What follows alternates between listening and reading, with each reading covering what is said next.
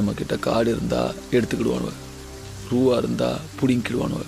ஆனால் படிப்பை மட்டும் நம்மக்கிட்ட இருந்து எடுத்துக்கிடவே முடியாது சிதம்பரம். நீ அவனோட எதிர்த்து ஜெயிக்கணும்னு நினச்சின்னா படி, நல்லா படித்து ஒரு அதிகாரத்தில் போய் உக்காரு. ஆனால் அதிகாரத்துக்கு வந்தப்புறம் அவனுங்க நமக்கு பண்ணுறத நீ எவனுக்கும் பண்ணாம. AM Kumar first rank. யாரா? ஏஎம் குமார் யாரு?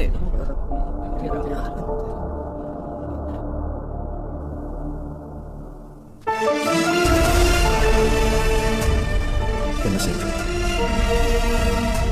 46.